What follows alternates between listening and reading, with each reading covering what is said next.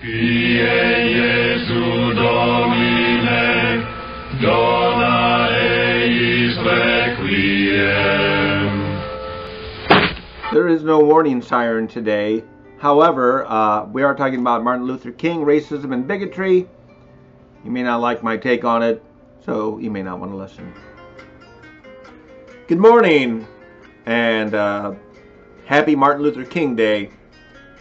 We celebrate Dr. King and remember his legacy. We could sure use his wisdom in healing some of the divisions that have persisted in American culture. And those divisions unfortunately seem to have reopened in the last 15 years rather than moving towards closure and reconciliation. And of course my take on it is due more often than not to the left wanting division, wanting to keep the tension up between all the various ethnic groups.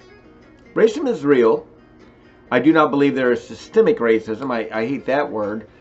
It is personal racism. There are people who are bigoted for all kinds of reasons, and they act on their bigotry in aggression to other people.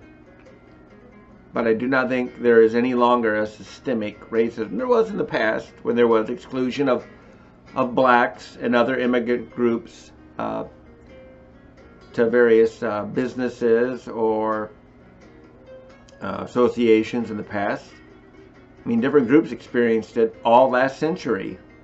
It wasn't blacks alone. It was blacks, it was Irish, it was Italians, it was Polish.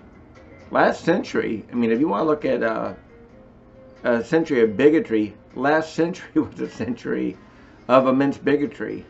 I mean, we had 2 wars based on politics and cultural differences of people today we don't even consider different.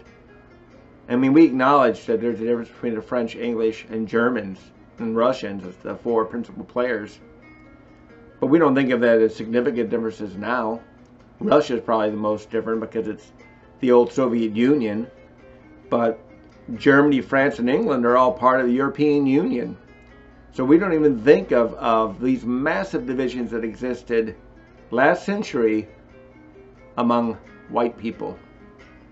And I think things are moving towards healing up until the election of Barack Obama. And I don't blame him specifically for heightening racial division and tension.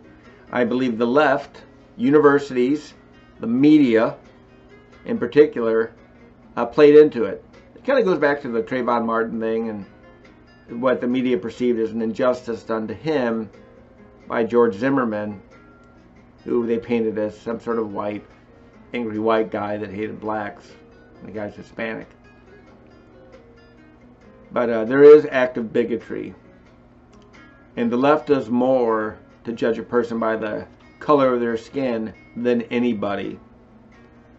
You know, there's a good video, I'll put a link to it in the bottom, by Prager University about white privilege and what a farce it is. There is no white privilege. There is privilege. There's first world privilege of being born in the United States and having all these opportunities. But there's no specific privilege just because you're white. And it's spoken by a white person. So what do I know? According to the left. And that's the other thing. You discount people. I don't discount people because they're black or Hispanic or Asian.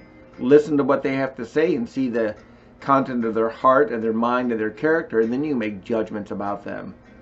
Appearance is all superficial. There's a great series that Coca-Cola did a number of years ago. Maybe put that down to 2 no labels. Or if we don't see people, because we're so visually oriented, might we treat them differently? Might we look at them differently? If I can find those, I'll put those in the link below, because I'm learning how to do that. I really haven't fiddled with links too much. But those are 2 good videos. One I just saw recently, the PragerU video on white privilege, and then the Coca-Cola no labels. But we want to treat everyone with respect. Nobody has to earn it. They have to lose it by their lack of character, by their bitter attitude, by their antagonistic ways. They can lose respect. But other than that, hey, you're male, you're female, and I'm meeting you, and I hope to discover what you're about, and hopefully you find out that you're a decent person. And if you're not, well, then I want to seek you out less, spend less time with you. But how come it is, I mean, in question, racism is always black-white. I mean, there's all kinds of other ethnic groups out there, correct? And let's be honest, white is not one big homogenous group. We see it that way now. We didn't last century. So I don't know. These are all questions to ask. God bless. Pray for healing.